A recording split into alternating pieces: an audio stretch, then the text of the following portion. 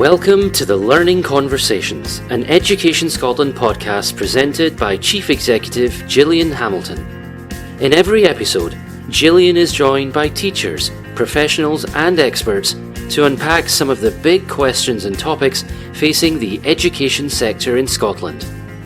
Over to Gillian as she introduces today's guest.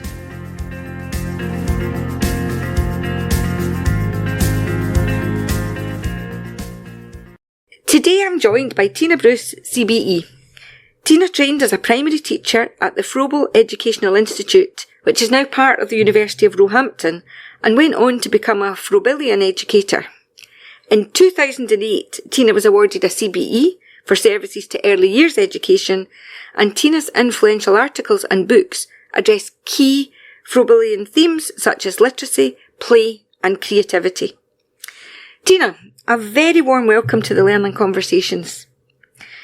Can you tell us a wee bit more about yourself? I've read an introduction of a bit of your background, but I'm really keen to hear a bit more about you and for people who may not know who Froebel was and what Froebelian practice is. Lovely. Well, it's lovely to be with you today. Yes, I mean, my childhood was drenched in play. And I grew up in what I would call a sort of very thoughtful, professional family. There was lots of discussion about things and a lot of sort of thinking about the status quo and whether things were right. I was born just after the war, so it was the beginnings of all sorts of exciting developments at that time. I actually went to a tiny little nursery at somebody's house. Wow. And yes, which was quite unusual then, because I think only about 2% of children were doing that. And that was in England, of course. But I enjoyed helping the younger children. And I used to be sent to help them tie their shoelaces or because they had shoelaces in those days. And I used to, help them if they needed to be helped with changing or going to the loo. And I really enjoyed it very much. And then when I got to go to school, even in the primary school, but particularly I think as I moved up through the secondary school, I used to sort of sit there and think, now, I don't think that was the best way to do that bit of teaching. Oh, I really like that, And I had, when I was 7, a very inspirational teacher. I wrote a tribute to her in one of the books, Miss Greaves, and she was a Froebel trained teacher. That I think that probably had quite a big influence on me because I loved doing the things that I did in her class. Now, later on, when I was, thinking, I knew I wanted to teach by then, and I had the idea that I would do the university degree and then do the teaching qualification. A friend of mine who I'd been at school with wrote to me and said, Tina, come and visit the Froebel Educational Institute because I really think you'd like this. So I did. And of course, I started to hear about learning through play and all the things that I had sort of been realizing felt important in helping me to learn. And so I applied to the Froebel Institute and I went there to train. And then I went to Manchester University because I was very interested in children who had great difficulties with communicating. And so I did the course there to learn how to work with children with profound hearing loss or partial hearing. And they asked me if I'd like to stay on and do research, and I said, no, I want to go and teach. So I went and taught, and then the Froebel governing body, Miss Braley was key to this. She was the principal of the Froebel Institute, and I was asked if I would be interested to work in the research school as the head teacher. It was a tiny little school, little nursery school. And I worked with the research fellow, Chris Athy, who had a huge influence on me in my initial training. Chris was the pioneer of schemas, which I was delighted to see is a lovely section in the Realising the Ambition document. Chris is the reason why any of us know about schemas, and I learnt with her. And of course, that work has flourished ever since. And I then went on to the staff at the Froebel College. And one of my greatest joys while I was in that role, I became director of the Centre of Early Childhood Education, but one of my great joys was to be invited to become the external examiner at Murray House. And I met and loved working with the legendary Sheena Johnston. And Sheena would introduce me to Margaret Cameron, who was another huge figure and head of the little nursery school at Murray House. And I also had wonderful contacts with people like Joyce Watts up in Aberdeen. So I really embraced working with colleagues in Scotland, and that has continued across the years. Now, even as a trustee and then an associate of the Froebel Trust, I love keeping those contacts with Scotland. And you know, Tina, I love that career story. I love how you talked about Miss Greaves and some of the practice that you saw as a child. I was smiling when you were talking about, you know, maybe in another classroom, that's not how I would do it. Or, you know, that early shaping that you wouldn't have said at that point necessarily, this is Froebelian practice, but actually your whole career has developed through that early learning as a child. And that's just a lovely story. I also loved how you reflected on Scotland and the Scottish educators that you've worked with or connected through this work. So it's a really lovely career story. I'm conscious that a lot of people listening will know a lot about Froebelian practice, but some may not. And could you talk a wee bit about what it is and why you're such an advocate of this work? Yes. Well, Froebel, he was born 1789 and he died in 1852. So, it's a long time ago, and you might say, well, why, would this work still be important today? He actually founded a school for children in middle childhood through to leaving school in Kylehow. And there they developed a sort of community, if you like, of Froebelian practice. And that's always been important for me, that networking that people do, a sense of belonging, which allows you to discuss some of the difficult things as well as the easy things you want to do. He invented kindergarten, and in the 1840s, that really started to develop. Now, kindergarten puts as much emphasis on the learning children do in gardens and the outside learning that children do as it does inside the classroom. He also believed that women could make a huge contribution to teaching, which hadn't been thought until then. He put play as something that should be part of education. That's been important to me because I said my childhood was drenched in play and began to see how it helped me to learn. For example, I ran an orphanage when I was 5 with all my dolls. And then with my doll's house, I was playing schools all the time. I had timetables and all sorts of things going on. So, I felt he was right. Play does help you to do a great deal of learning. Some of the key principles, because this is not a method, and that's what I really find valuable about Froebel. It's not a method. It's about, I think in the Realising the Ambition document, it talks about principled practice. So you don't separate the principles from the practice. And of course, we don't practice Froebel in the way it was in the 1840s. We look at it as it is now. But he's given us, through his things like his gifts and occupations, wooden blocks that children use in educational contexts, and all the learning, maths, literacy, storying, all sorts of things that go on around that. He's given us what he called his occupations: clay, painting, cooking, drawing, dancing, the importance of singing and music and the kind of songs that we give to children, the weaving. I mean, the list goes on. We see this now as so much part of what we need with little children that we don't really realise sometimes that all comes from his kindergarten treating. So we're reconnecting with Froebelian practice in ways which are appropriate for today. I love his sense of unity. Unity was how he saw the connectedness in our learning, that, you don't isolate something and do, number or something on its own, but you link it into lovely things like cooking and making patterns and all kinds of lovely things that children do. So children are learning in a whole way. It's a very holistic approach. You can't compartmentalize the learning that goes on. So connectedness and interdependence, always link. That's his little phrase that he uses.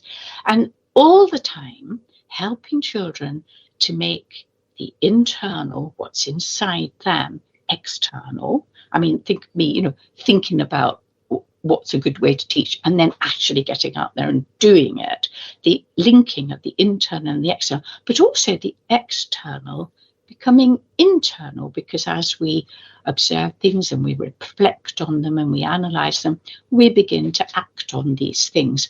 So that's all very important. And I love the way that he valued training. He wanted people working with little children and right through childhood, right through education, right through life, to be knowledgeable adults and nurturing adults. So he wanted to cause people to think about their ideas, their feelings, their relationships, but always in a nurturing environment.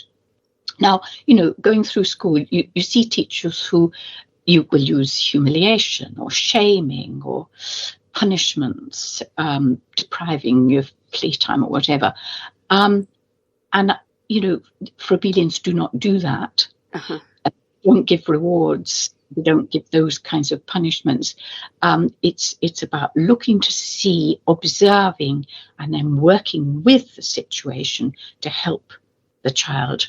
And he calls that freedom with guidance. Freedom with guidance is a very big part of being Froebelian, and it helps children to become what he called full of self-activity.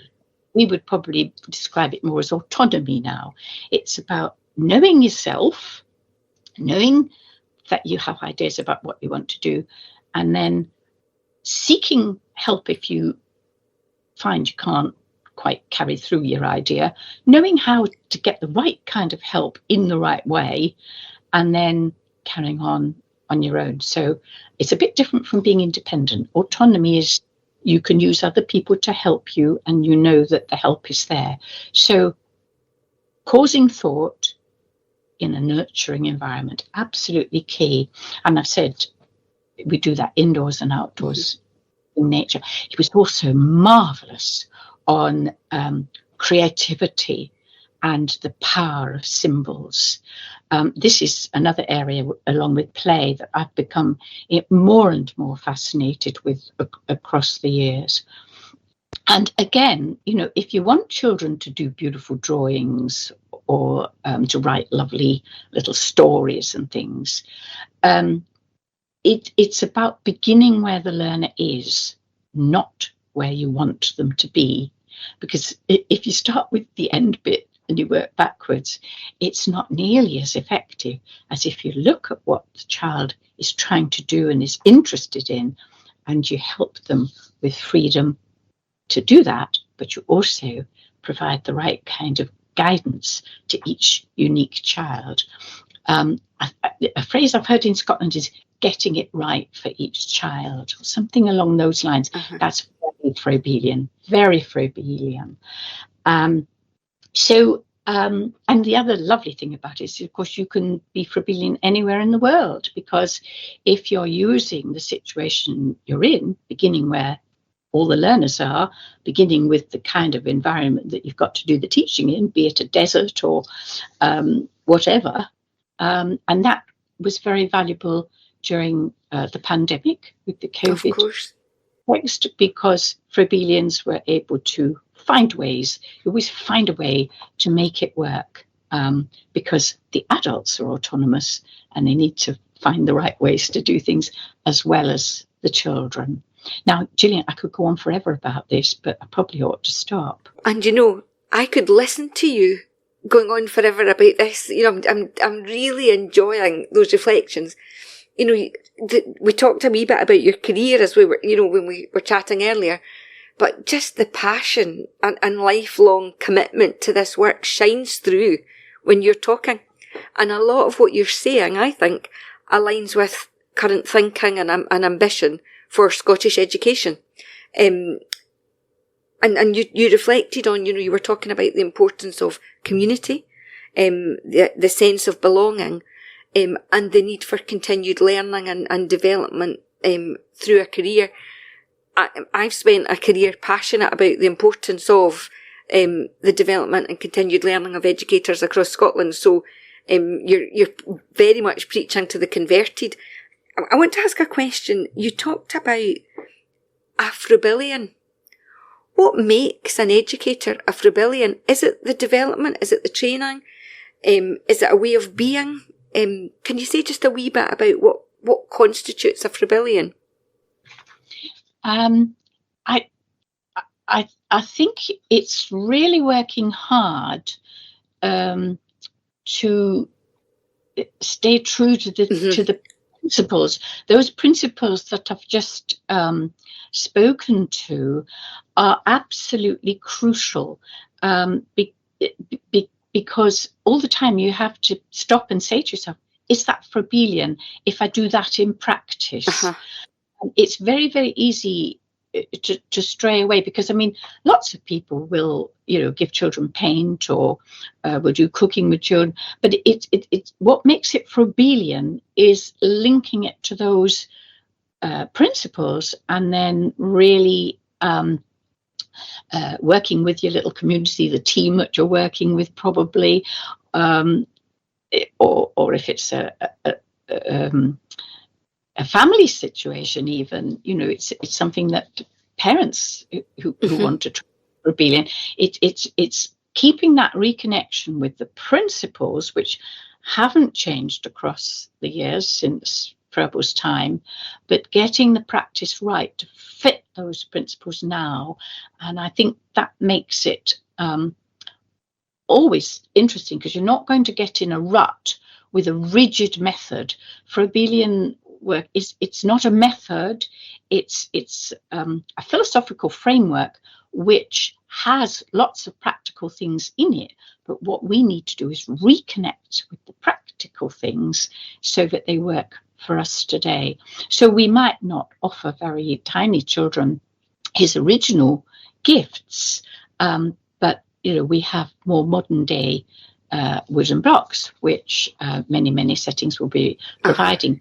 And still think about them in the ways that Froebel was suggesting. We still think about freedom with guidance, or the unity, or the self-activity, and we might use some slightly different phrases. I think in Scotland, the play pedagogy, where the role of the adult in supporting the children's play is very important. Well, that's Froebel's freedom with guidance. So what Chris Athy taught me was you need to be bilingual. So being a Froebelian, and I find his vocabulary incredibly helpful in helping me to keep to the principles and use the practice in a modern way wherever I am in the world. But it's also building you so that you can look at other ways of doing things, and then you can answer that question, well, is this Froebelian? And it's fascinating, but you've got to keep training, and you've got to keep having that, you talked about that community of learners that we need to be part of, and that sense of belonging that you get, which gives you the nurturing, because it's very hard to keep striving to do things, particularly if you're working in a context that's not very supportive. When I did the training to become a teacher of deaf children at Manchester, the training had a very different tone, a very different philosophy. It was much more about putting knowledge into children, which clashed with my Froebel training. But it helps you to think in a calm way and to find ways through that without being belligerent or revolutionary. You can do it in a quiet, reflective way. Yeah. And you mentioned, Tina, you talked about, a growing interest in play pedagogy in Scotland, and that's certainly true.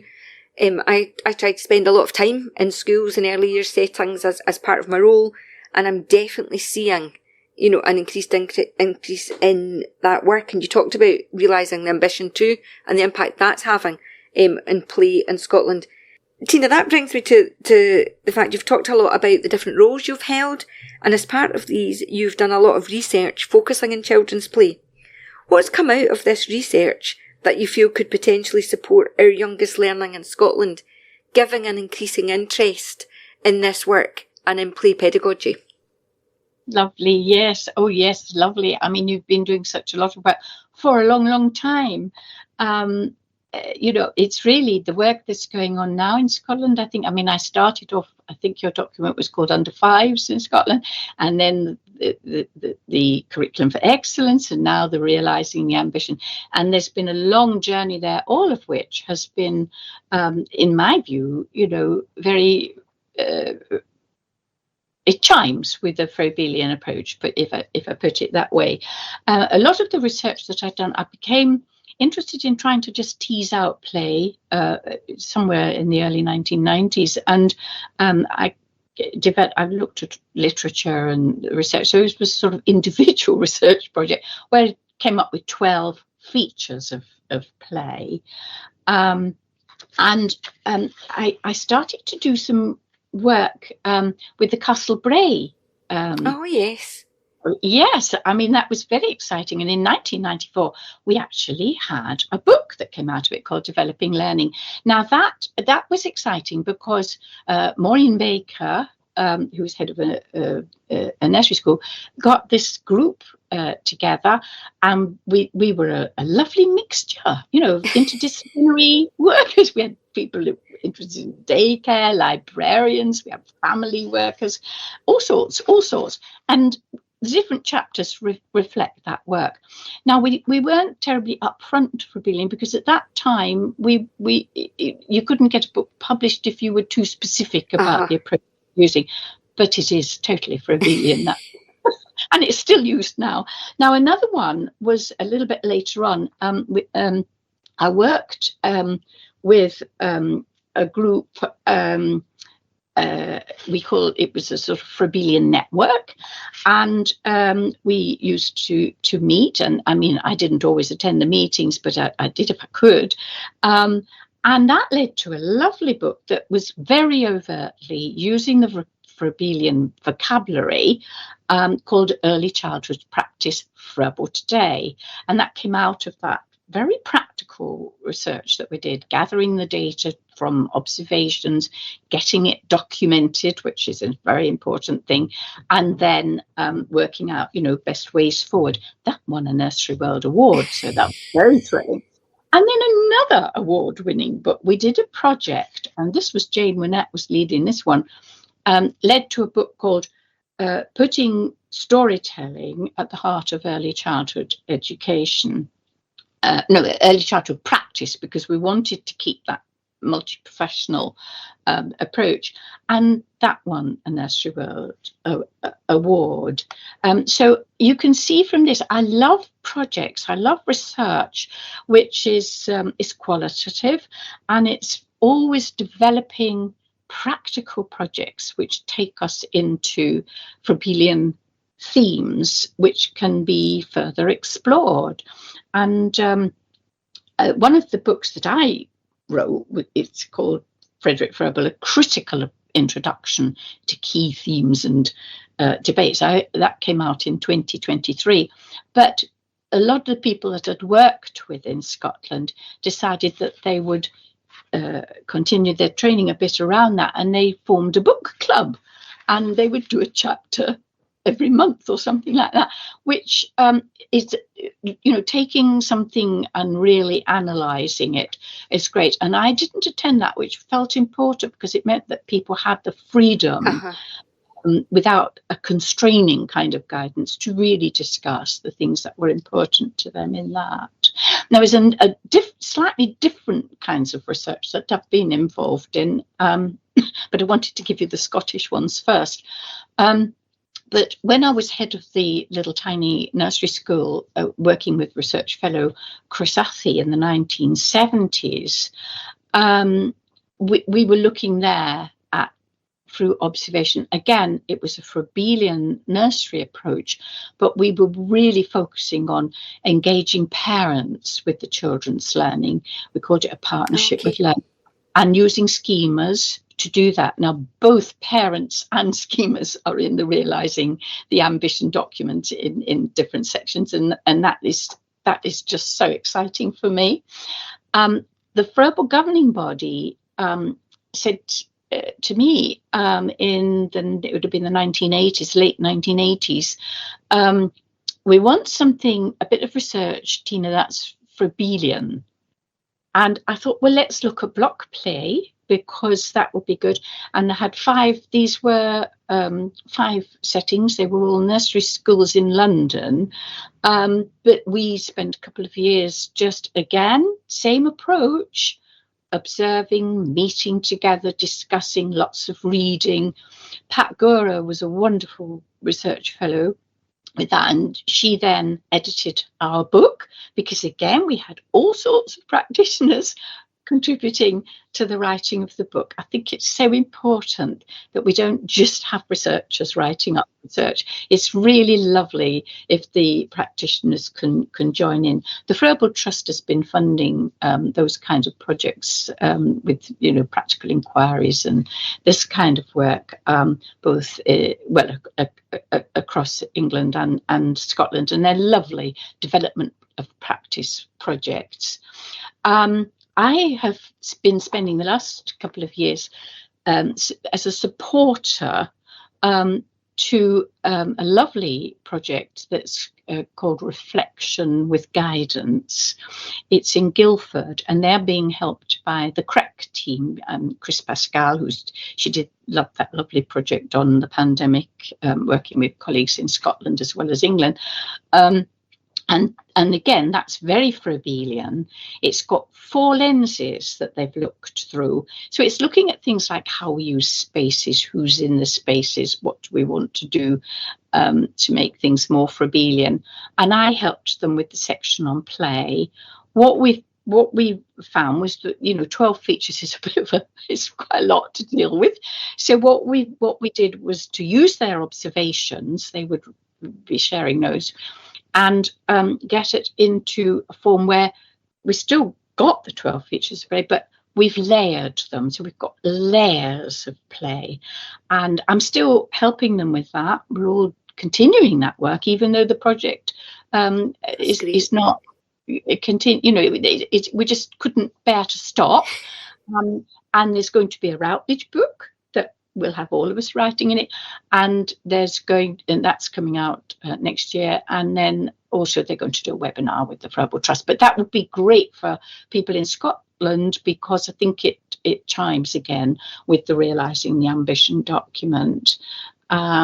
Yeah, I think when we share this podcast, Tina, you're making me think that's an enormous amount of research, and I'm struck by throughout all of that, you were talking about the importance of the practitioner, the engagement with the practitioner, so that real practice-based research. I think when we share the podcast, we'll need to make sure that we share a whole number of links around access to some of that research, because I know when people are listening to this, they'll be wanting to follow up on some of that. Maybe a controversial question.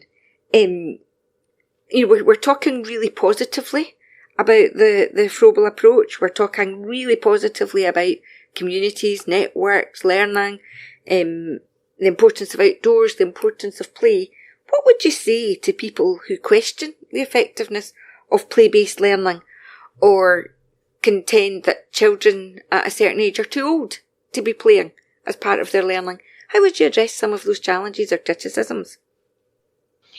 Well, I wouldn't challenge them.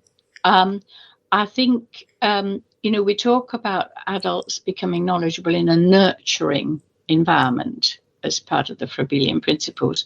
And so I think I try to find out what it is that they do think is very important in children's learning. And then, just to use observation, maybe, to share some little films together, have some discussion, but not to make them think that they're being made to do anything.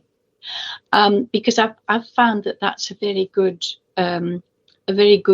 it's quite a gentle, non-threatening sort of approach, but it's certainly the way that I like to be helped. If someone's wanting to challenge something that I think is important, and I think to just respect the fact that they really do want children to learn, and so we're all trying to do the same thing.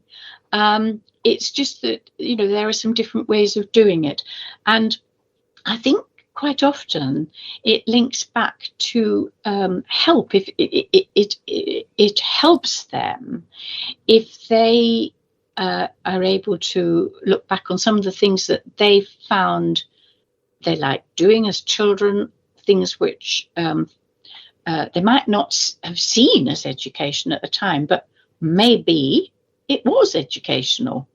And so it's quite a long journey, I think, but I don't think that you can force people. I think the worst time I ever had when I was training people on a CPD, a professional development course, was when I was told that the people coming on the course were all people who didn't really believe in it. Because it won't work. And they all sit there with their arms akimbo and, wishing you to go away. So I think alongside and non-threatening.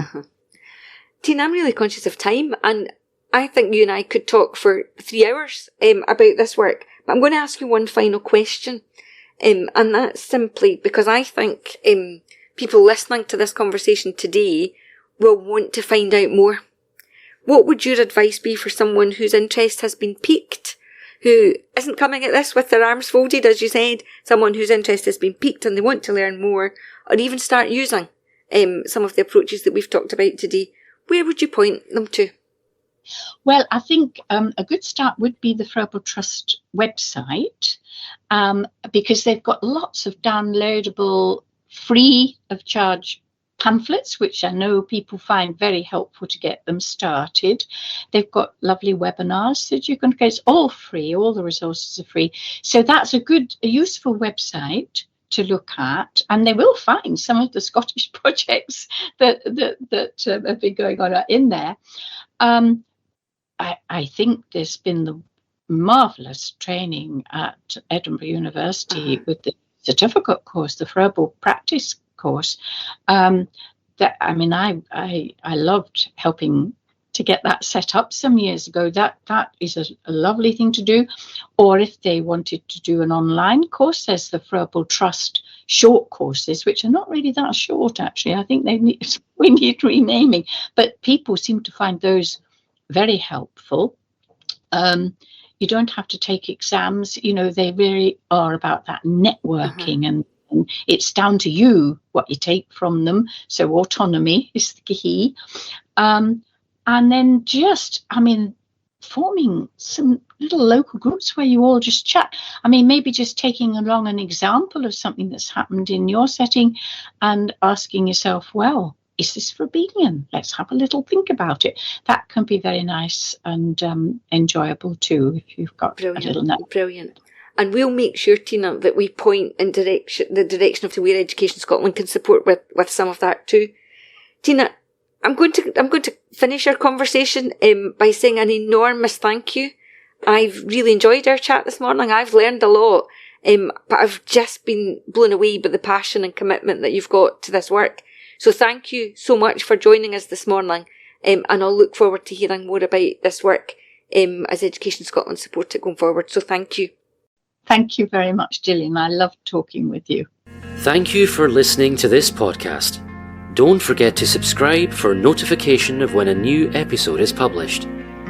If there is a topic you would like to hear featured on this podcast, get in touch with us. We'd love to hear from you. Follow us on our social media channels for all the latest news from Education Scotland. Education Scotland is a Scottish Government executive agency charged with supporting quality and improvement in Scottish education.